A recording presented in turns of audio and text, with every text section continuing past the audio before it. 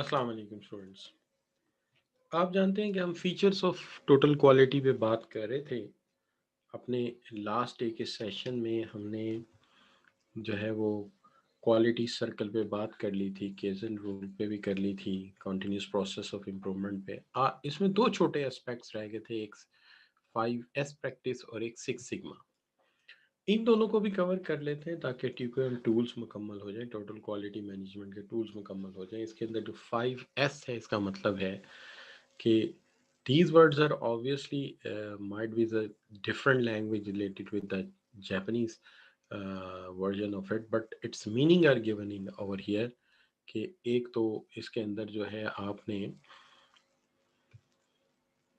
जी उज़ैर इजाज़ आप जो भी कहना चाहते हैं वो कह सकते हैं, कमेंट बॉक्स में कह दीजिए, वो ज़्यादा अच्छा है मेरे लिए। जी प्लीज़, क्या कहना चाहते हैं आप?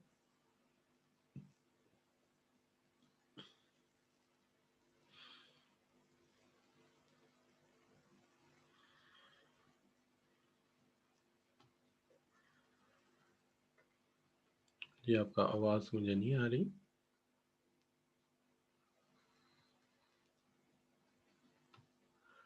अच्छा चलिए मैं जारी रखता हूँ, आप कमेंट्स बॉक्स में कह दीजिए जो भी आपने कहना है, मैं इसमें देख लूँगा। अच्छा जी, तो हम बात ये कर रहे थे कि इसके अंदर जो मेन बात है वो लिखी हुई है, इसके मीनिंग की शक्ल में हम समझ सकते हैं। पहली चीज़ जो यहाँ पे बयान की गई है वो है स्ट्रक्चराइज। स्ट्रक्चराइज का मतलब ये है कि हमें एक ऐसा स्ट्रक्चर बनाना है जिसमें प्रोसीजरल वर्क जो है वो अननेसेसरी तौर पे ना हो, बहुत ज़्यादा फाइल्स ना हो, ओल्ड एंड अनवांटेड फाइल्स और डेटा जो है वो ना हो, यानी ज़्यादा बड़ा झमेला ना हो। अननेसेसरी एलिमेंट्स जो हैं वो ख़त्म हो जाए, सिर्फ नेसेसरी एलिमेंट्स वहाँ पे नज़र आए। यानी फाइल्स का और डॉक्यूमेंट का रश क्रिएट करने वाला सिस्टम नहीं चाहिए। सिस्टम ऐसा चाहिए कि जो काम आया है वो मुकम्मल हो और वो वाइंड अप हो जाए। तो हमें स्ट्रक्चर ऐसा बनाना है, एलिमिनेट अननेसेसरी आइटम्स हटा दीजिए। और फिर सिस्टमाइज है। सिस्टमाइज का मतलब ये है कि एक structure, filing system, a place for everything and everything is in its place. यानी एक ऐसा स्ट्रक्चर सिस्टम बनाएं, फाइलिंग सिस्टम बनाएं जिसमें हर चीज के लिए जगह हो और हर चीज अपनी जगह पे हो। So it's very interesting thing to know कि पहली बात, स्ट्रक्चर ऐसा बनाए जिसमें अनवांटेड डेटा इंफॉर्मेशन नजर ना आए, सिर्फ रिक्वायर्ड डेटा नजर आए, रश ना हो। दूसरी बात यह कि हर चीज के लिए जगह हो और हर चीज अपनी जगह हो। और फिर ये है कि सैनिटाइज। सैनिटाइज का मतलब है keep your work place station clean. आपका जो वर्क प्लेस स्टेशन है वो बड़ा नीट एंड क्लीन होना चाहिए। वहां पे अननेसेसरी फाइल्स का रश नहीं होना चाहिए, गैर ज़रूरी डॉक्यूमेंट्स का रश नहीं होना चाहिए। तो जितने आपके डेस्क नीट एंड क्लीन होंगे उतने बेटर हो। अब इस लिहाज से अगर आप देखें कि जो जापानीज वर्क इन्वायरमेंट है, वहाँ पर कोई भी वर्क इन्वायरमेंट आप देखेंगे उनके ऑफिसेज बड़े पीसफुल होंगे। रशी बॉक्स फाइलें आपको नहीं नजर आएंगी वहाँ पे। आपको अगर उनकी मैन्युफैक्चरिंग साइट्स को आप विजिट करेंगे, आपको नजर आएगा कि एक बंदे को अगर स्क्रू ड्राइवर की भी जरूरत है तो वो लेके आएगा मेन जगह जहाँ टूल्स पड़े हुए हैं, और जब जैसे ही काम मुकम्मल होगा, चाहे चंद मिनट या चंद सेकंड्स में हो जाए, वो फौरी तौर पर उस टूल को वहां जाके प्लेस करके आएगा, अपने डेस्क के ऊपर इतना रश इकट्ठा नहीं करेगा। और फिर एक अल्फाबेटिकल फाइलिंग सिस्टम लेके आए जो स्टैंडर्डाइज्ड हो, एक ऐसा सिस्टम जिसको हर एक के लिए समझना आसान हो, so that a system is made easier. और एक सेल्फ डिसिप्लिन होना चाहिए। Do not slip back into old habits. पुरानी हैबिट्स में ना जाए, नए निज़ाम को आप तरजीह दें और फिर उसके मुताबिक काम करें। तो पहली बात यह है कि एक ऐसा निज़ाम लेके आए जो फाइलों के अंबार ना लगाए, और एक ऐसा सिस्टम लेके आए जहां हर चीज़ के लिए जगह हो और हर चीज़ अपनी जगह पे हो, साफ सुथरा नीट एंड क्लीन इन्वायरमेंट हो, रशी ना हो, और फिर सिस्टम इतना सिंपल हो, अल्फ़ाबेटिकल हो कि एक आम आदमी उसे समझ सके और एक सेल्फ डिसिप्लिन हो कि जिसके अंदर जो पुराने रिवायती तरीके हैं वो ख़त्म हो और आप लेटेस्ट तरीके से सोचें। तो एक तो बात ये होगी। अब उसके बाद ये था हमारा 5S। ये कल दोनों कर लिए थे, आज करना था आपने सिक्स सिग्मा। इसके अलावा अब जहाँ तक सिक्स सिग्मा का ताल्लुक है, सिक्स सिग्मा का कहीं ना कहीं आपने व्यू ज़रूर किया होगा, पर्टिकुलरली जब आप स्टैटिस्टिक्स पढ़ते हैं तो वहाँ पे एक साइन आप देखते हैं, यानी वो अक्सर लिखा होता है x bar plus minus standard deviation. अक्सर औकात इसके साथ x bar plus minus two standard deviation लिखा होता है, अक्सर x bar plus minus three standard deviation लिखा होता है।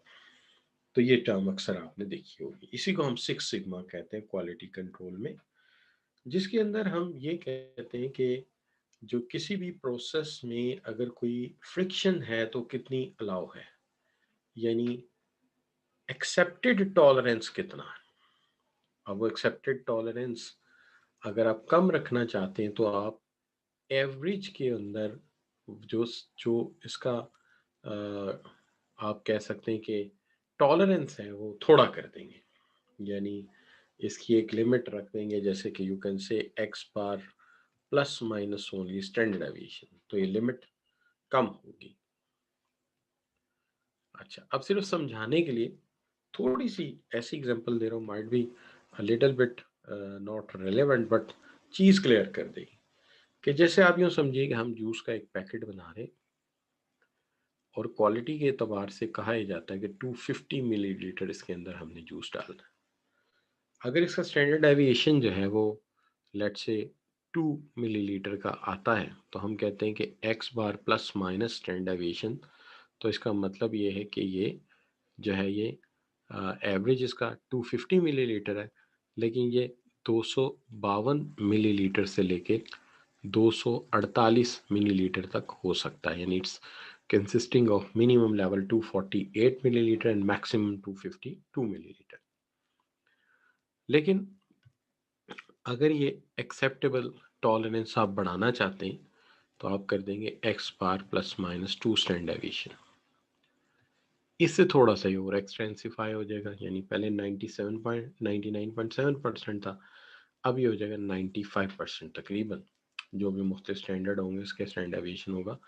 तो इस सेंस में अगर मैं उसी एग्जांपल को यहाँ कोट करता हूँ तो ये बन जाएगा 246 मिलीलीटर से लेके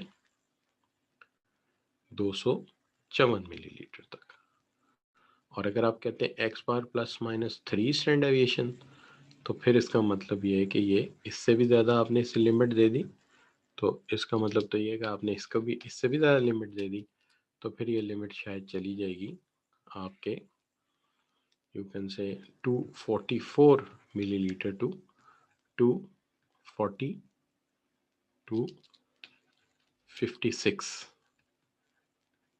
कि अगर इसका स्टैंडर्ड डेविएशन जो है वो 2 मिलीलीटर का, इससे ज़्यादा हम अलाउ नहीं कर सकते। अगर 258 हो तो शायद हमारा पैकेट फट जाए, और अगर 240 हो तो शायद कस्टमर को एहसास हो जाए कि यार इसके अंदर जूस उतना नहीं जितना कहा गया। तो लिहाजा ये डिफेक्ट एक्सेप्टेंस, एरर एक्सेप्टेंस या लाइज लिमिट्स हैं, जिसके अंदर हम प्रोबेबिलिटी को सामने रखते हुए एक अंदाज़ा दे देते हैं कि इस हद तक डिफेक्ट अलाउ है, इससे ऊपर डिफेक्ट अलाउ नहीं है।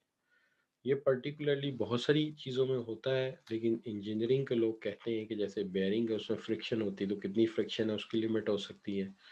जूस है, different weight compound wait material हैं जो पैक हो रहे हैं, तो उसके अंदर इस तरह के स्टैंडर्ड्स को आप अच्छी तरह से एग्जाम्पलीफाई कर सकते हैं। लेकिन अगर इससे इन लिमिट से नीचे चला जाए तो एक अंदाज़ा ये कस्टमर कंप्लेन आती है, और अगर इससे बढ़ जाए तो ऑब्वियसली हमारा प्रोसेस फिर ज़्यादा ही गड़बड़ हो गया।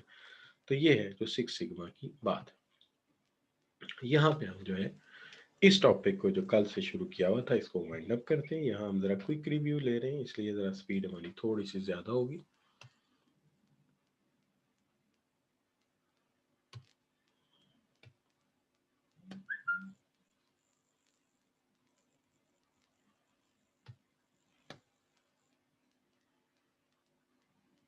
तो मैं इस प्रेजेंटेशन को यहाँ से हटा रहा हूँ।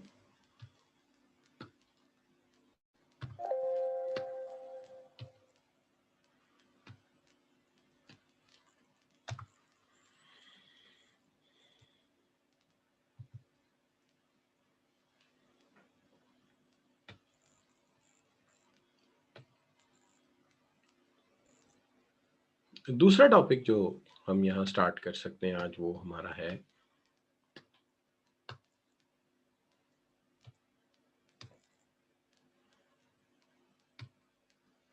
Writers on quality.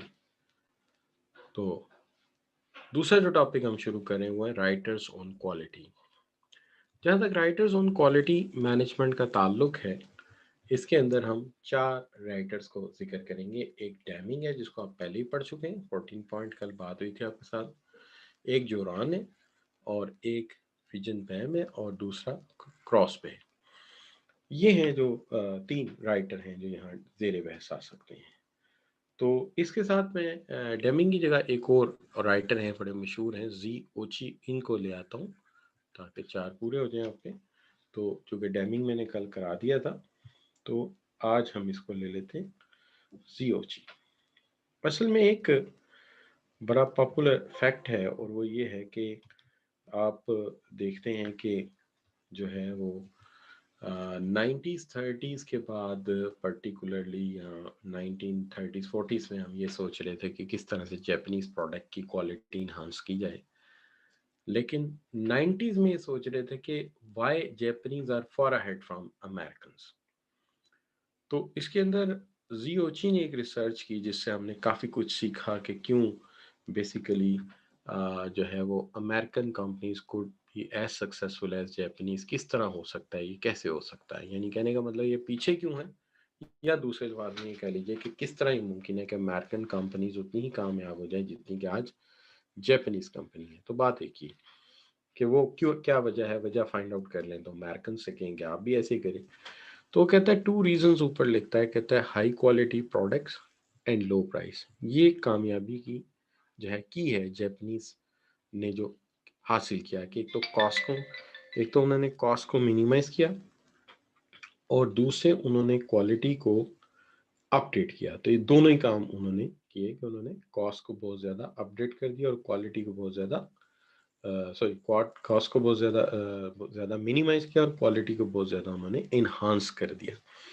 अच्छा, अब देखा जाए कि ये कैसे हो गया, और ये किस तरह मुमकिन है कि अमेरिकन जो है जापानीज कंपनी के बराबर आ जाए।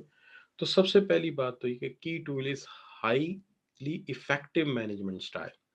जापानीज का मैनेजमेंट स्टाइल बड़ा इफेक्टिव है। क्यों इफेक्टिव है? क्योंकि जापानीज जो है सिस्टम के बड़े दीवाने हैं कि सिस्टम एक दफा बन गया तो हम उसके मुताबिक काम करना है।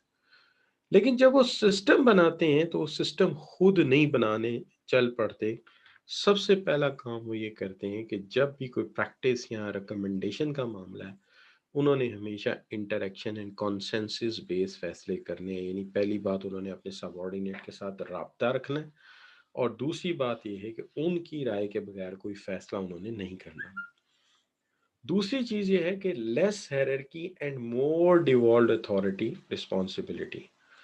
यहाँ पर जो है वो हायरार्की जो है वो, आप ये कह लीजिए कि ज़्यादा बेशक इम्पैक्ट करती हो, लेकिन यहाँ पे जो चीज़ वो कहना चाहते हैं कि मोर डिवॉल्व्ड अथॉरिटी एंड रिस्पॉन्सिबिलिटी है। यानी जो सीनियर है वो अपनी अथॉरिटी को जूनियर के साथ जो है, या अपने सबऑर्डिनेट के साथ शेयर करता है, और उसके ऊपर एतबार करता है, ट्रस्ट करता है कि ये इसको सही इस्तेमाल करेगा। और जितना भी उनका निज़ाम है वो पार्टिसिपेटिव मैनेजमेंट स्टाइल के साथ चलता है, with free flow of information, मालूमात का फ्री फ्लो है।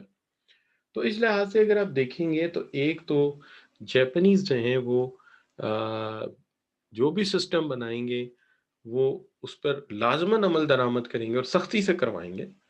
लेकिन वो सिस्टम कभी अकेले नहीं बनाएंगे, उसके लिए वो इंटरेक्शन एंड कॉन्सेंसस बिल्डअप करेंगे। बगैर अपने सबऑर्डिनेट के पार्टिसिपेशन के कभी कोई फैसला नहीं करेंगे, और हमेशा अपनी अथॉरिटी को डिवॉल्व करेंगे, शेयर करेंगे अपने सबऑर्डिनेट के साथ। तो ये एक तो बात ये है। उसके बाद वो कहता है कि जी ओची revolve around the assumptions that employees want to enter in partnership with the employer and colleague। कि एक अजम्पशन है कि जो एम्प्लॉयज हैं वो मजदूर की हैसियत से नहीं, नौकर की हैसियत से नहीं, बल्कि वो एक पार्टनर की हैसियत से काम करें। कलीग की हैसियत से काम करें अपनी कंपनी में। तो employee have a strong desire for connection with organisation. Employee का स्ट्रॉन्ग कनेक्शन है अपनी ऑर्गेनाइजेशन के साथ, यानी वो अपनी ऑर्गेनाइजेशन पर कंप्रोमाइज नहीं कर सकता। दूसरी बात यह है कि this requires a high level of support from manager and the organization in the form of safe working and right facilities।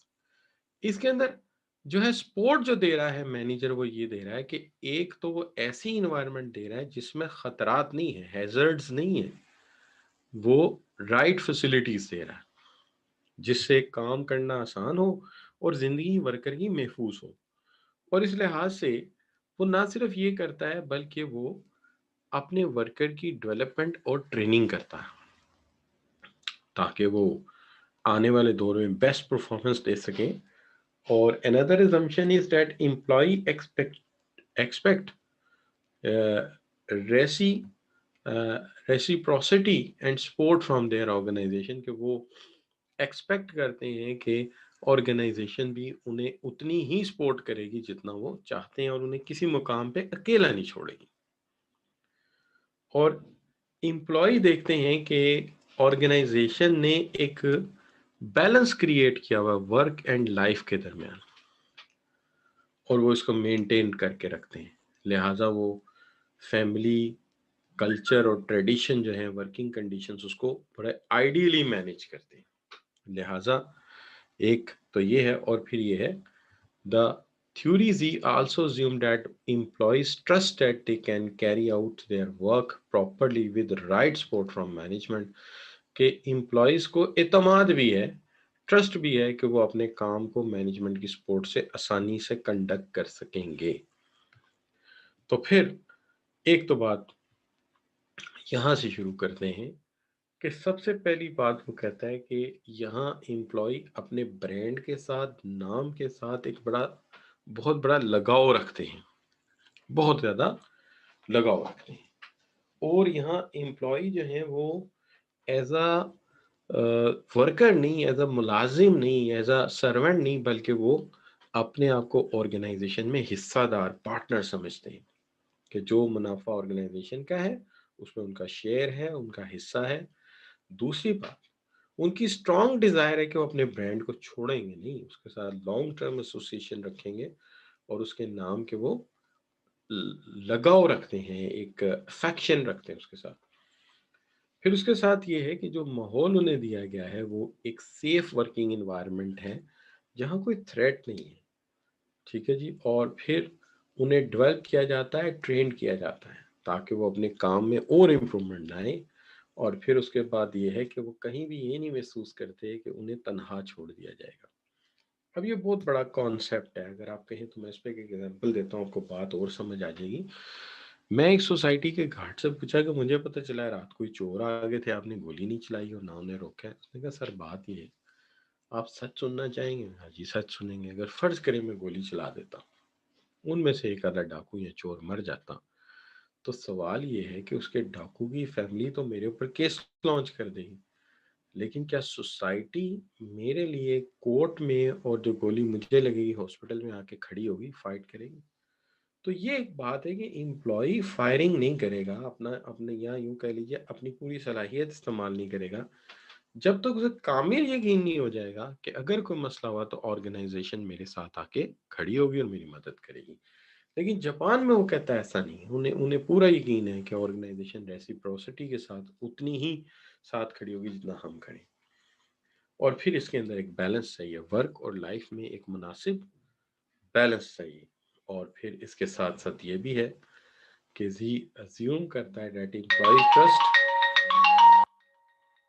Sorry,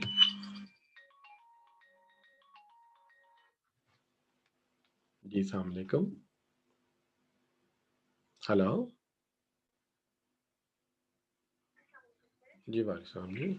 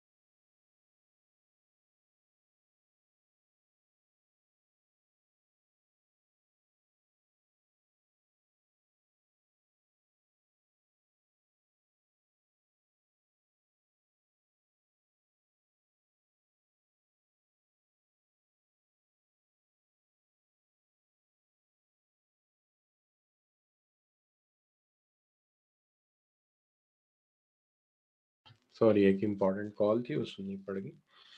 तो हम ये बात कर रहे थे बच्चों कि जो है वो लाइफ और जो है काम में एक बैलेंस भी हो, और the theories he also assumed that the employees trust that they can carry out their work properly and right support from the management, के मैनेजमेंट की तरफ से एक राइट सपोर्ट मिले और उसकी मदद से वो अपने काम को प्रॉपर वे में कंडक्ट कर सकें और कंटिन्यू कर सकें।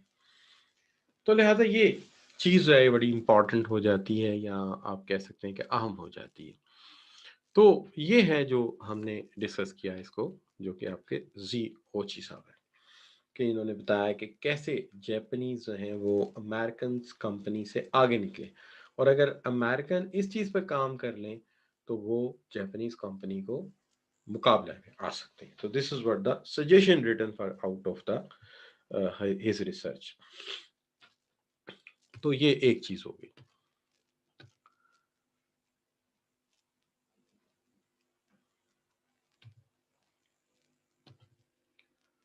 अब इसके बाद जो दूसरा राइटर है आपका, जिसको मैं जोरान पढ़ता हूँ, ट्रायंगल एक बनाई है डॉक्टर जोसेफ जोरान। ये 1986 में इन्होंने इस पे काम की है। पहली बात इन्होंने जो है वो क्वालिटी मैनेजमेंट के लिए तीन अहम इश्यूज पे फोकस किया। एक प्लानिंग पे, एक क्वालिटी कंट्रोल पे, और एक क्वालिटी इम्प्रूवमेंट पे। सो he is focused on the three important issues. One is quality planning, other is quality control and quality improvement. तो ये तीन एरियाज हैं। सबसे पहला जो एरिया हमारे पास आता है उसके अंदर हम ये कहते हैं कि जी जो इशू है वो ये है कि कोई भी चीज़ जो है उसके अंदर जब तक आप सबसे पहले एक स्ट्रेटेजी, एक अच्छी हिकमत अमली नहीं लेके आते, मसला हल नहीं होता। सो क्वालिटी को बगैर प्लानिंग के अचीव नहीं किया जा सकता। तो इसके लिए बाकायदा तौर पे एक सीरियसनेस और एक प्लान की ज़रूरत है। और जब आप इसकी प्लान कर लेते हैं तो फिर नेचुरली आप ये कहते हैं कि जी प्लानिंग के साथ साथ हमें जो है इसके लिए कंट्रोल सिस्टम की ज़रूरत है, कि हम एक निज़ाम ऐसा लाएं जिसके अंदर चीज़ों को उस प्लान के मुताबिक ही मरबूत तरीके से इम्प्लीमेंट कर सकें, और फिर ग्रेजुअली हम क्वालिटी को इम्प्रूव भी करें जहां हमें लूप होल नज़र आता है। तो ये तीन चीज़ें होंगी। पहली चीज़ क्वालिटी बाय डिज़ाइन, यानी बाकायदा एक प्लानिंग हो उसके लिए। दूसरी बात है क्वालिटी कंट्रोल, जिसके लिए रेगुलेटरी और प्रोसेस कंट्रोल हो। और तीसरी चीज़ ये है कि उसके लिए कोई क्वालिटी इम्प्रूवमेंट का तरीक़ाकार अपनाया जाए, जैसे कि कोई लीन प्रोडक्शन मेथड है या सिक्स सिग्मा है, दोनों में से कोई चीज़। अब सबसे पहले बात आ गई क्वालिटी प्लानिंग की। तो देखिए इन प्लानिंग स्टेज क्रिटिकली वो कहता है कि हमें जो चीज़ जाननी चाहिए वो है आपका कस्टमर, कि हमारे कस्टमर की नीड क्या है। अगर हम अपने कस्टमर की आवाज़ को सुन लें तो बहुत ज़्यादा चीज़ें हमें क्लियर हो जाएंगी कि हकीकत में हमारा कस्टमर जो है वो चाहता क्या है।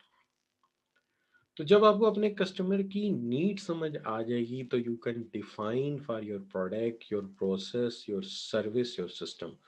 तो आप अपना प्रोडक्ट, अपना प्रोसेस, अपनी सर्विस, अपना सिस्टम जो है उसके मुताबिक चला सकेंगे एंड डेवलप कर सकेंगे। एडिशनली आप कोई भी चीज़ प्लान करते हैं, you need to transfer to operator और key stakeholder should be done during planning phase. जो भी चीज़ आप प्लान करते हैं उसको जिस भी पर्सन से वो कंसर्न है उसको यहीं सुन लीजिए, यहीं पे अपनी एक्टिविटी में शामिल कर लीजिए। और आप एक ऐसी टीम लेके आइए जिसके पास सारी स्किल्स हों, किसी स्किल्स का शॉर्टफॉल ना हो, और तमाम स्टेक होल्डर को शामिल करके आप अपना तमाम प्लान जो है वो शामिल करें, बनाएं और उनकी राय को शामिल करें। तो सबसे पहली बात तो ये कहता है कि प्रोसेस सर्विस सिस्टम जो भी बनाए उसमें कस्टमर का से होना चाहिए, कस्टमर की नीड आइडेंटिफाई होनी चाहिए, और इस सारे अमल में तमाम स्टेक होल्डर्स की ओपिनियन के साथ एक मल्टी डिसिप्लिन टीम के साथ हमें उन इश्यूज को एड्रेस करना चाहिए। यानी कस्टमर जो फीचर मांगता है वो होने चाहिए। अगर देखा जाए तो यहाँ पे भी वो ये कह रहा है कि चीज़ बनाने के बाद शोर मचाने का कोई फ़ायदा नहीं कि हमने इसके अंदर ये फ़ीचर डाल दिए। पहले कस्टमर का पता हो कि वो फ़ीचर लाए जाएँ जो कस्टमर जिनके बारे में एप्रिशिएट करता है या जिसको कस्टमर एडमिट करता है। दूसरी चीज़ जो है वो है quality control. During the control phase हमारा एक काम बनता है कि हम अ, अपने जो है गोल जो सेट करते हैं उसके मुताबिक हम एक परफॉर्मेंस मेजर यार्डस्टिक रखें और हमेशा अपना परफॉर्मेंस मेजर यार्डस्टिक जो है उसके अंदर एक गैप को ऑब्जर्व करें कि क्या हमारा गोल है, क्या हम अचीव कर रहे हैं और इसके अंदर क्या लूप होल है और हम इस लूप होल को किस तरह से ओवरकम कर सकते हैं। तो वो बहुत सारी उसके लिए टेक्निक हैं जिसके अंदर फ्लो डायग्राम है, फिश बोन डायग्राम है, जो है कंट्रोल चार्ट्स हैं और इसके अलावा स्टेटिस्टिकल प्रोसेस कंट्रोल है जिसके अंदर सिक्स सिग्मा की अभी मैंने मिसाल दी आपको पिछले अपनी डिस्कशन में। तो पहली बात ये है कि प्लान करें, कस्टमर की नीड को समझें, फीचर्स उसे चाहिए समझें, टीम को इन्वॉल्व करें, अपनी टीम मल्टी डिसिप्लिन होनी चाहिए, क्वालिटी कंट्रोल के लिए कोई मियार सेट करें, कोई स्टैंडर्ड सेट करें और फिर अपनी एक्चुअल परफॉर्मेंस को स्टैंडर्ड के साथ कंपेयर करें। इसके लिए स्टेटिस्टिकल टूल्स इस्तेमाल करें, पेरिटो एनालिसिस है, फ्लो डायग्राम है, फिश डायग्राम। तो ये वो चीज़ें हैं जिसके साथ हम इसको असेस कर सकते हैं कि हम जो काम कर रहे हैं किस हद तक हमारी क्वालिटीज़ के साथ मैच करती है। और फिर उसके बाद हमारा काम ये है कि क्वालिटी इम्प्रूवमेंट करें, ऐसी स्ट्रेटजीज लाएं जिससे हमारी क्वालिटी जो है उसमें इम्प्रूवमेंट लाई जा सके। इसके अंदर सबसे पहली चीज़ है रिपेयर। देखिए, reactive fix what is broken, जो टूट गया है उसे रिपेयर करो। दूसरी बात ये कि आप ये कहते हैं नंबर टू, रिफाइनमेंट। जो चीज़ भी पहले से बन रही है उसको मज़ीद रिफाइन करें, उसके अंदर परफेक्शन लाने की कोशिश करें। और फिर क्या है, रेनोवेशन, कि जो चीज़ है उसको टेक्नोलॉजिकली अपडेट करें, इनोवेट करें, जदीद तरीका अडॉप्ट करें। और उसके साथ साथ ये है री इन्वेंशन।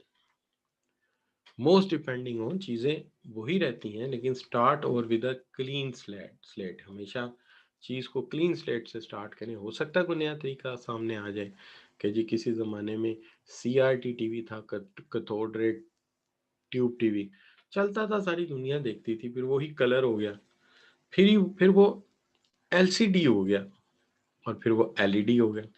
इसका मतलब जिन्होंने भी ये प्रोग्रेस की है, इम्प्रूवमेंट की है, उन्होंने हमेशा क्लीन स्लेट से शुरू किया, इसलिए वो प्रोसेस को यकसर बदलने में और नए अंदाज से लाने में कामयाब रहे। तो इसलिए हमेशा इसको जो है हम इस तरीके से लेके आएंगे तो हमारा मसला जो है वो ज़्यादा अच्छा रहेगा। तो ये है जो कि जोरान ने बात की है।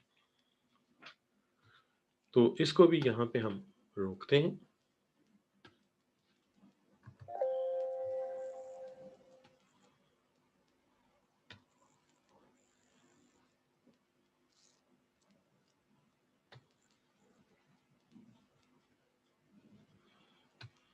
तो अब दो एक्सपर्ट मुकम्मल हो गए, एक जोरान और एक आपके साथ मैंने पहले डिस्कस कर लिया आपके साथ, जो है जियोची को।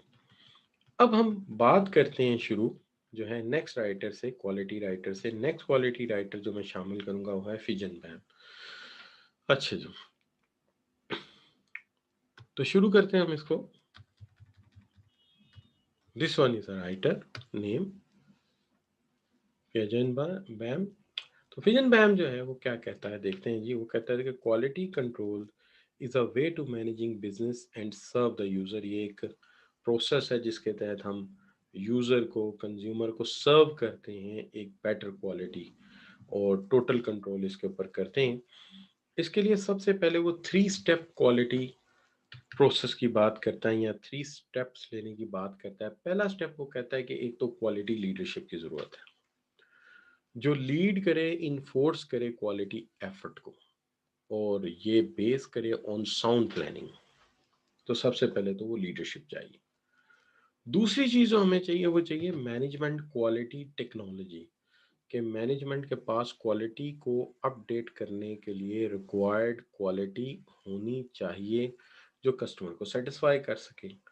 और तीसरी चीज़ जो है वो है ऑर्गेनाइजेशनल कमिटमेंट, के ऑर्गेनाइजेशन की कमिटमेंट हो कि हमने ट्रेन करना है, लोगों को डेवलप करना है, निज़ाम को बेहतर करना है और प्रोडक्ट और सर्विस को इम्प्रूव करना है। तो तीन बातें, पहले तो वो लीडरशिप चाहिए जिसके अंदर ये विजन हो, जिसके पास ये सोच हो कि वो इन्फोर्स कर सके क्वालिटी को। चूंकि इसके अंदर पूरे निज़ाम को बदलना है, इसके अंदर हर पर्सन की पोजीशन चेंज होनी है, और दूसरी चीज़ ये है कि उनके पास क्वालिटी टेक्नोलॉजी हो जिसकी मदद से वो क्वालिटी को अपडेट कर सकें। और तीसरी चीज़ इसके अंदर जो चाहिए वो चाहिए ऑर्गेनाइजेशनल कमिटमेंट, कि ऑर्गेनाइजेशन की एक स्ट्रॉन्ग कमिटमेंट हो कि हमने अपने निज़ाम को मजबूत तरीके से इम्प्रूव करना है। ठीक है जी। तो एक बात तो ये आ गई। अब इसके अंदर जो बेसिकली बात बनती है वो फिलिप जो है क्रॉसबे, ये बहुत मशहूर राइटर है और इसका दौर कोई इतना ज़्यादा पुराना भी नहीं है और क्वालिटी के मामले में इसका बहुत बड़ा नाम है। एक बात, दूसरी बात ये है कि अपने ज़माने का बहुत बड़ा कंसल्टेंट था। क्वालिटी के मामले में इस बंदे ने बहुत ज़्यादा काम किया और इसका जो अप्रोच है वो मुझे बड़ी पसंद है। वो कहता है कि बात ये है कि हाँ, और एक बात और भी है कि उसने quality is free, is written down a book as well, उसने एक किताब भी लिखी है। ठीक है जी। और राइटर भी है और इस मामले में उसने बड़ा काम भी किया है। तो जो है आप देखिए कि जिस ज़माने में वो ये काम कर रहा था, he was advising 40% of the 500 Fortune companies on quality management. इतनी ज़्यादा कंपनीज का वो कंसल्टेंट भी था।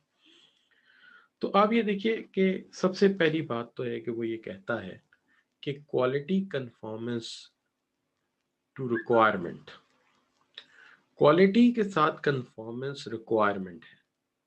ना मुझे इससे ज़्यादा कुछ चाहिए और ना मुझे इससे कुछ कम चाहिए।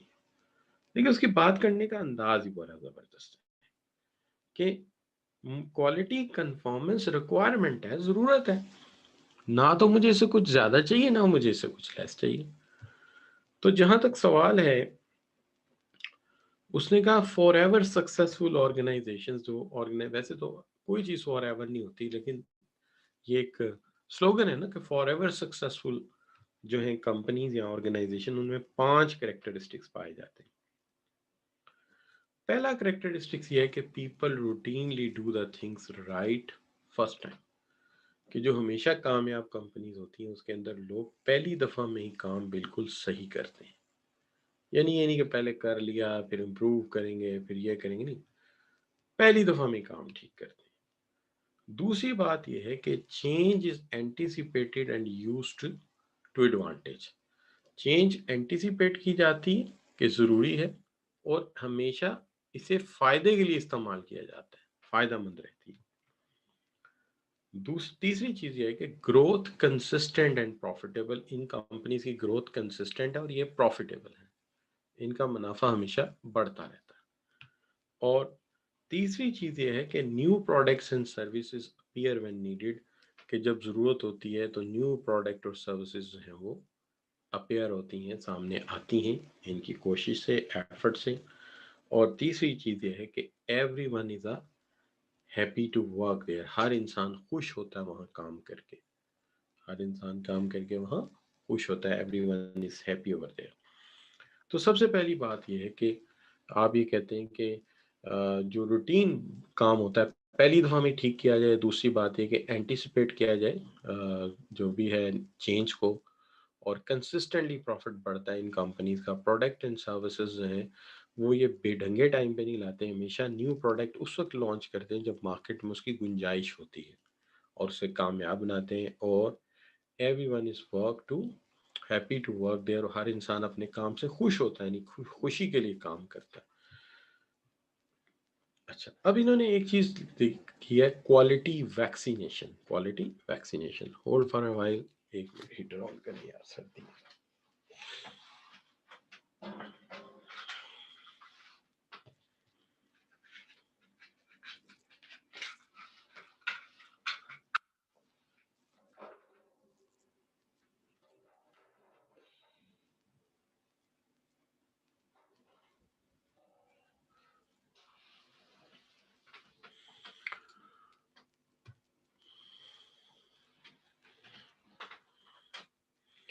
अब इसके अंदर जो पहली बात वो कह रहे हैं क्वालिटी विदाउट टीयर्स।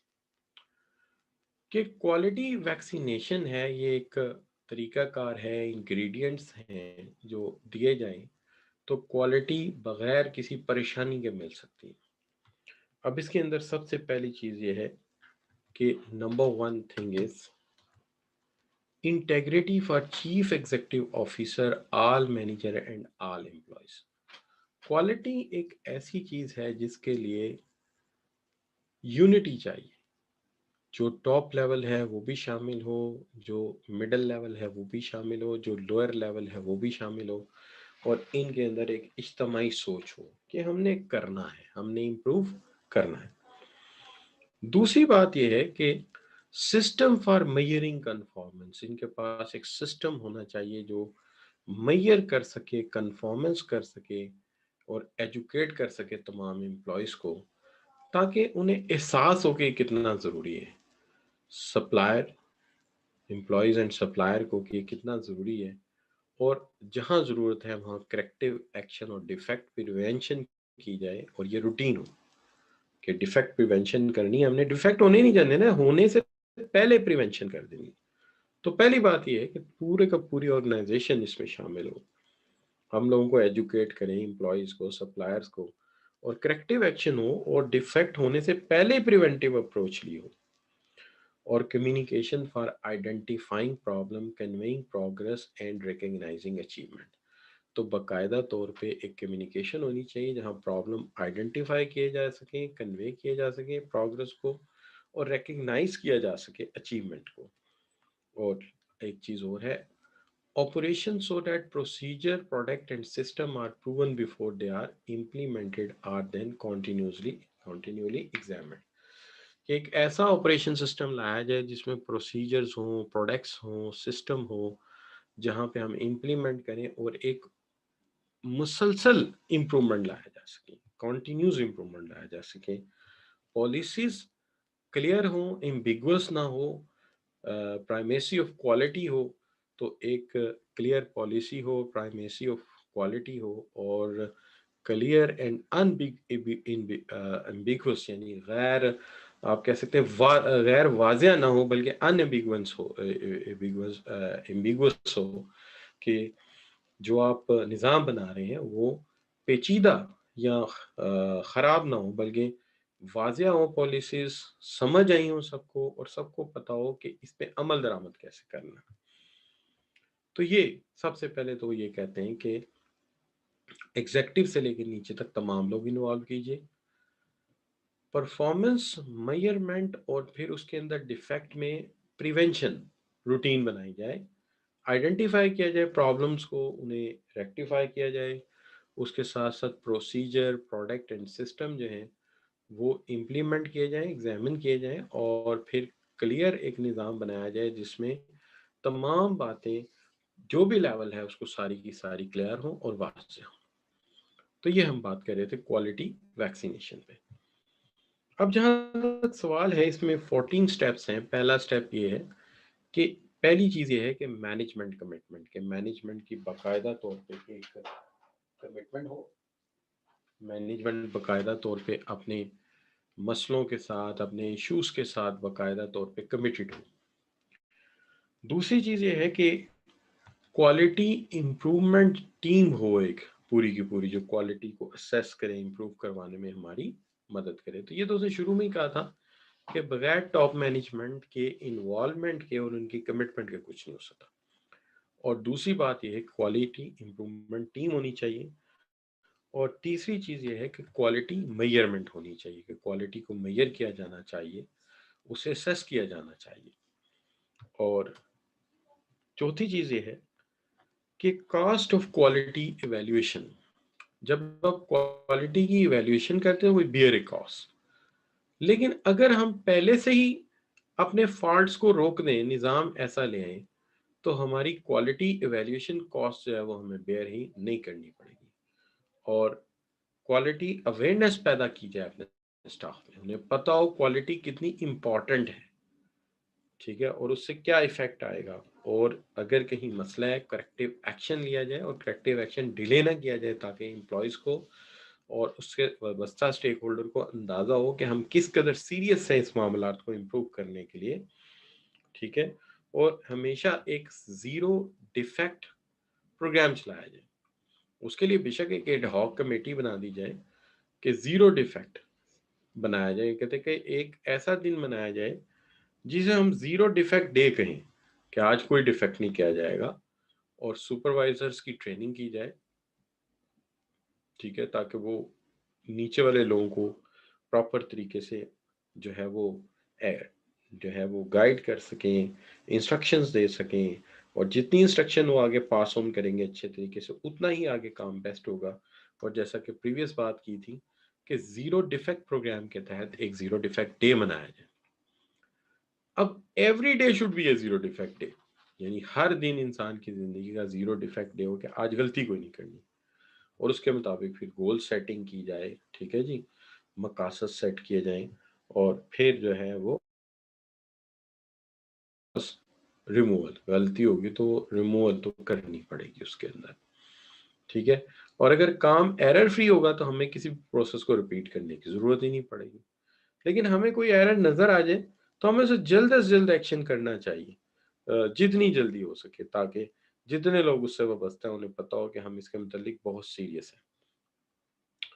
रिकग्निशन हो, जो लोग काम कर रहे हैं उनकी तारीफ होनी चाहिए, जो अच्छा काम कर रहे हैं उन्हें हीरो डिक्लेयर करना चाहिए, फाइनेंशियल टर्म में भी उनको देना चाहिए रिवॉर्ड, और क्वालिटी काउंसिल होनी चाहिए, मींस प्रोफेशनल और टीम लीडर्स हैं एक जगह इकट्ठे बैठ के डिस्कस करें अपने क्वालिटी प्रोग्राम को, उसको अपग्रेड करते रहें time to time, and do it over again, यानी जो काम पहले कर लिया आप समझे कि अब ये बहुत अच्छा हो गया, नहीं, डू इट ओवर अगेन, बार बार उसको इम्प्रूव करते रहें ताकि आपका निज़ाम बेहतर हो, आपका सिस्टम बेहतर हो, और आप डिलीवर कर सकें। तो ये हम बात कर रहे थे फिलिप क्रॉसबे के डिस्कशन के ऊपर, और यहाँ पे आके क्वालिटी राइटर्स को मैं सम अप कर रहा हूँ।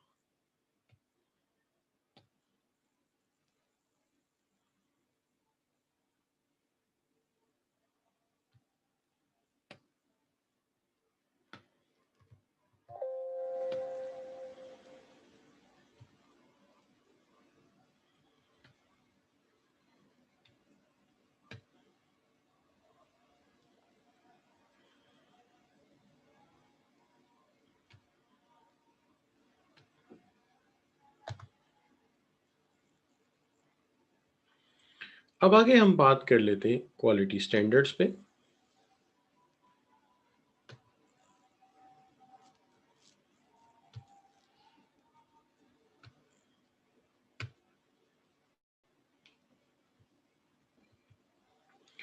क्वालिटी स्टैंडर्ड्स के हवाले से जब हम देखते हैं तो देखिए, क्वालिटी स्टैंडर्ड्स बहुत सारे हमारे एक्सटर्नल क्वालिटी स्टैंडर्ड्स हैं।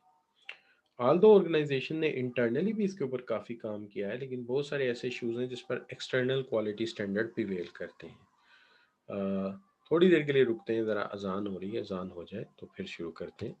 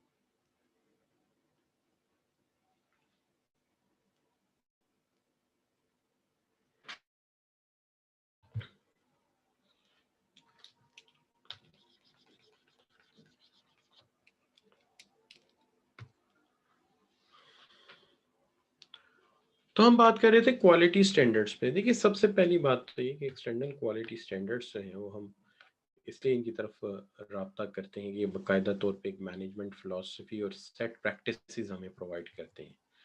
दूसरी चीज़ ये है कि ये हमें सपोर्ट करते हैं सेटिंग क्वालिटी स्टैंडर्ड और उनको मॉनिटरिंग करने का तरीक़ाकार, ताकि हम अपनी परफॉर्मेंस को इम्प्रूव कर सकें। और इसके साथ in addition to internal quality controls हैं, वो भी इसके साथ अटैच होकर हमारी इंडस्ट्री में पोजीशन बेहतर करते हैं और हमारा इंडस्ट्री में इमेज भी इन सेंस में बेहतर करते हैं। इस वाले जो स्टैंडर्ड आम तौर पे जाने जाते हैं वो आईएसओ स्टैंडर्ड्स हैं। आईएसओ स्टैंडर्ड्स के हवाले से अगर आप देखें तो एक तो आपके आईएसओ 9000 सीरीज क्वालिटी स्टैंडर्ड है और रिसेंट ईयर में पब्लिश हुए हैं 2000 ईयर 2000 में। इसके अंदर सबसे पहली बात तो ये कि ये जो स्टैंडर्ड्स हैं ये ना सिर्फ इसके लिए रजिस्टर्ड होना पड़ता है बल्कि इंस्पेक्शन भी होती है, ऑडिट भी होता है, आपका देखा जाता है कि आप इनको फॉलो कैसे कर रहे हैं। सबसे और कई चीज़ों को एक्सपोर्ट करने के लिए, कई चीज़ों को इंटरनेशनल मार्केट में लाने के लिए इन स्टैंडर्ड्स का अप्रूवल और ये स्टैंडर्ड सर्टिफिकेट आपके पास होने चाहिए। सबसे पहले इसके अंदर जो है बात वो ये है कि ये एक सेट ऑफ प्रोसीजर है जो कवर करता है तमाम बिजनेस प्रोसेसेस को, ऑल बिजनेस प्रोसेसेस को कवर करता है। उसके अलावा इसके अंदर जो है ज़रूरी है कि हम एक रिकॉर्ड एडिक्वेट रख सकें कि हमारा निज़ाम कैसे चल रहा है और अपने डिफेक्ट्स को चेकिंग आउट करें कि हमारे डिफेक्ट्स हैं और फैसिलिटेट करें अपने निज़ाम को, सिस्टम को कॉन्टीन्यूस इम्प्रूवमेंट की तरफ, कि मुस्तकिल उसमें इम्प्रूवमेंट होती रहे।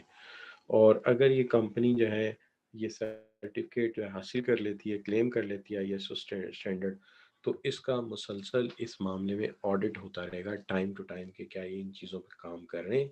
कि पहली चीज़ ये है कि सेट ऑफ प्रोसीजर हैं जो तमाम बिजनेस को कवर करें। दूसरी बात ये है कि क्या ये प्रॉपर एडिक्वेट अपना रिकॉर्ड मेंटेन करते हैं और क्या ये अपने डिफेक्ट की चेकिंग करते हैं और फिर क्या ये फैसिलिटेट करते हैं कॉन्टीन्यूस इम्प्रूवमेंट को या नहीं करते। तो ये है वो स्टैंडर्ड्स जो आमतौर पे हम क्वालिटी स्टैंडर्ड्स में, एक लंबी लिस्ट और भी हो सकती है लेकिन जो पॉपुलर है मैंने उन्हें कवर किया है पर्टिकुलरली रिवीजन प्रोग्राम में। दूसरी चीज़ जो है वो है आईएसओ 14001। इसका ज़्यादातर ताल्लुक इस चीज़ के साथ है कि आपका जो प्रोसेस चल रहा है क्या वो रिसोर्सेज को वेस्ट तो नहीं कर रहा, या किसी भी एंगल से ऐसा तो नहीं कि वो इन्वायरमेंटल परफॉर्मेंस उसकी पुअर है और वो कोई एनर्जी वेस्ट कर रहा है और एनर्जी इमिशन कर रहा है और पोल्यूशन फैला रहा है। तो इस हवाले से है कि एनर्जी वेस्ट ना हो।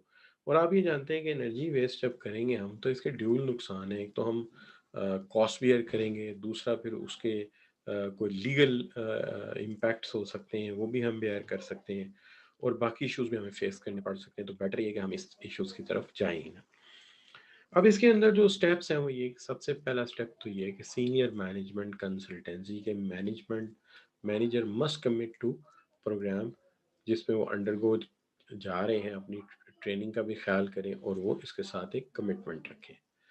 फिर उसके बाद इस्टेब्लिश एक क्वालिटी स्टीयरिंग कमेटी, एक क्वालिटी स्टीयरिंग कमेटी बनाए जो कि मुसलसल फोकस रखे इसके ऊपर कि जहाँ जहाँ पे कोई मसला है उसको ठीक किया जाए और अपने प्रोसेस के ऊपर जो भी नई इन निज़ाम है उसको इम्प्रूव किया जाए, नया निज़ाम लाया जाए, प्रेजेंटेशन की जाए और ट्रेनिंग की जाए इस मामले में, ताकि हमारी जो सुपरवाइजरी लेवल से लेकर नीचे तक लोग हैं, एम्प्लॉय हैं, उनको हम सिखाएं और इस्टेब्लिश करें क्वालिटी सर्कल। क्वालिटी सर्कल पे बात पहले हो चुकी है कि एक टीम हो जो मुसलसल हमें इन मामलात में जो है वो गाइड करे और फिर ये है कि डॉक्यूमेंटेशन होनी चाहिए ताकि जो भी चीज़ है वो हमें क्लियरली नज़र आए हमारे डॉक्यूमेंट में, और जब हम देखना चाहें इम्प्रूव करना चाहें तो हमारे पास कोई रिकॉर्ड हो और हम अपनी प्रोग्रेस को मुसलसल मोनिटर करते रहें। तो इसके लिए हम एक्टिविटी परफॉर्म करते रहें।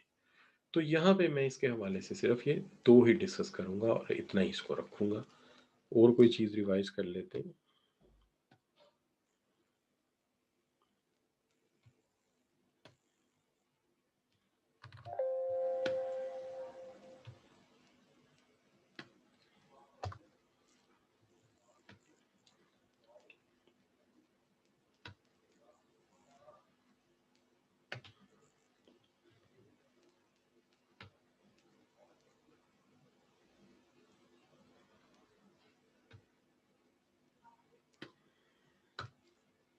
इसके साथ एक टॉपिक रिवाइज कर लेते हैं जिसको हम बेंचमार्किंग का नाम देते हैं। तो देखिए, जहाँ तक बेंचमार्किंग का नाम है, दुनिया में हमेशा आप जानते हैं कि किसी भी चीज़ को इम्प्रूव करने के लिए हमारा कोई स्टैंडर्ड होना चाहिए, और हम हमेशा, इंसान है या कोई चीज़ है, अगर उसको इम्प्रूव करना चाहते हैं तो हम उसके लिए कोई मेयार ज़रूर सेट करते हैं। इस मेयार को, चाहे वो आप एक इंसान के लिए रोल मॉडल कह दीजिए या किसी चीज़ को इम्प्रूव करने के लिए कोई स्टैंडर्ड कह दीजिए, आप ये कह सकते हैं कि अगर हम एक ही स्टैंडर्ड को रख के फोकस करते हैं तो हम उसको बेंचमार्क कह सकते हैं। लेकिन हम इसको डिफाइन इस वे में करते हैं कि कहते हैं कि benchmarking is a process of systematic comparison of a service, practice और प्रोसेस। तो ये एक सिस्टमैटिक कंपैरिजन है अपनी सर्विस का, प्रैक्टिस का, प्रोसेस का। It is used to provide a target for action in order to improve competitive position। जो ये हमेशा हमें प्रोवाइड करती है टारगेट फॉर एक्शन, और जिससे हम अपनी कंपेटिटिव पोजीशन बेहतर कर सकें। लिहाजा जहाँ तक बेंच मार्किंग का ताल्लुक है, एक सिस्टमेटिक प्रोसेस है जिसके अंदर हम टारगेटेड अप्रोच के तहत मुआजना करते हैं अपनी सर्विस का, अपनी प्रैक्टिस का, अपने प्रोसेसेस का, और उनको बेहतर बनाते हैं। और यकीनी तौर पे जब हम बेंचमार्किंग या बेंचमार्क का इंतखाब करते हैं तो ये एक ऐसा अमल होता है जिसके अंदर हम बेस्ट इन द क्लास जो है उसको लेना चाहते हैं। ऑब्वियसली जब आप बेंचमार्क रखेंगे तो आम बेंचमार्क तो नहीं रखेंगे। तो benchmarking is the process of measuring performance of company, product, service, etcetera etcetera against and other business considered to be the best in the industry. We called it best in the class. तो उसके साथ compare करेंगे। तो बड़ा आसान सा formula है कि until unless we are the leader, we become a leader। जब तक हम लीडर नहीं बनते, we should follow the leader. जब तक हम लीडर नहीं बनते, हम लीडर को फॉलो करते हैं और उसको बेंचमार्क समझते हैं। अब जो बेंचमार्क है या हमारा जो म्यार है जिसके साथ हम टैली कर रहे हैं अपनी चीज़ को, उसके मुख्तलिफ एंगल है। उसके अंदर एक कंपेटिटिव बेंचमार्क है जिसके अंदर जो कंपेटिटिव प्रोडक्ट हैं इंडस्ट्री में उनमें से कोई चूज कर लेते हैं जो कि हमारा सक्सेसफुल कंपेटिटर है। या इंटरनल बेंचमार्क होते हैं जिसके अंदर हम देखते हैं कि matter of comparing performance of key areas with one of our area of the business department division जो दूसरों से बेस्ट जा रहा है। तो यहाँ तो कंपेटिटिवली मार्केट में जो बेस्ट जा रहा है उसी को बेंचमार्क बना लीजिए। या फिर ऐसा कीजिए कि अपने ही ऑर्गेनाइजेशन के अंदर जो डिपार्टमेंट डिवीजन सबसे अच्छा जा रहा है उसको बना लीजिए बेंचमार्क और उसको compete कर लीजिए। या फिर कोई ऐसा एरिया हो, ऐसा कोई फंक्शन हो जो बेस्ट इन प्रैक्टिस डिक्लेयर किया जा सके, उसको हम अपना फंक्शनल बेंचमार्क बना लेते हैं कि सबसे बेस्ट तरीका ये है, तो इसी को फॉलो कर लेते हैं। अब जहां तक benchmarking is simple but detailed 5 steps process, ये डिटेल 5 स्टेप प्रोसेस है जिसके अंदर सबसे पहला स्टेप तो ये कि चूज अ प्रोडक्ट और सर्विस आर इंटरनल डिपार्टमेंट। पहली बात तो ये कि कोई बेंचमार्क चूज तो कीजिए। दूसरी बात यह, determine the best in the class companies जिनसे आप इनको इम्प्रूव कर सकें। बेस्ट इन क्लास डिटर्मिन कीजिए। फिर उसके मुतालिक मालूमात इकट्ठी कीजिए, इंफॉर्मेशन इकट्ठी कीजिए, और फिर जो डाटा आपके पास आया है उससे कंपेयर करके अपने और उस चीज़ के दरमियान गैप को असेस कीजिए कि क्या गैप है, और फिर वो पॉलिसीज और प्रोसेस एडॉप्ट कीजिए जिससे इस गैप को दूर किया जा सके और आप उसको उसके बेस्ट इन क्लास परफॉर्मर के बराबर लेके जा सकें। ठीक है जी। और bench marking will be a point out which give what changes will make most difference, के जो चेंजेस आप लाएंगे जिससे एक बहुत बड़ा डिफरेंस सामने आएगा दोनों के दरमियान। तो ये इसका जो है तरीक़ाकार है। अब ये एक स्लाइड है जो लेटर ऑन आप खुद देख लीजिएगा, लेकिन यहाँ पे ये बात बताने वाली कि की बेनिफिट्स क्या हैं बेंचमार्किंग के। सबसे पहला बेनिफिट तो ये है कि improving employee understanding of cost structure and internal process. इससे एम्प्लॉय को समझ आती है कि हमारा कॉस्ट स्ट्रक्चर कहाँ पे है, हम कहाँ स्टैंड करते हैं, हमारे इंटरनल प्रोसेस कहाँ स्टैंड करते हैं। दूसरी बात यह है कि इससे इनकरेज होती है team building, cooperation and interest, कि आपकी दिलचस्पी भी बढ़ती है। ये नहीं कि सिर्फ क्वालिटी का मामला, आपका इंटरेस्ट भी इम्प्रूव होता है। और इन्हांसिंग द फेमिलियरिटी विद की परफॉर्मेंस मैट्रिक्स, और आपको अपनी जो की परफॉर्मेंस मैट्रिक्स है, जो उसके मेयार हैं, आपको मौका मिलता है कि उनको आप समझ सकें। तो लिहाजा पहला फ़ायदा तो यह, आप खुद अपने कॉस्ट स्ट्रक्चर और निज़ाम को ज़्यादा अच्छे से समझेंगे। दूसरी बात ये कि इससे आपकी दिलचस्पी बढ़ेगी कि यार हमने ये डिलीवर करना है, और आप अपने निज़ाम के साथ ज़्यादा फेमिलियरिटी पैदा कर सकेंगे। तो होप यू अंडरस्टैंडेड इट, आपने इस बात को समझा होगा। तो आज के लिए हम इसको यहीं तक रखते हैं। Thank you very very much for your joining, and Allah.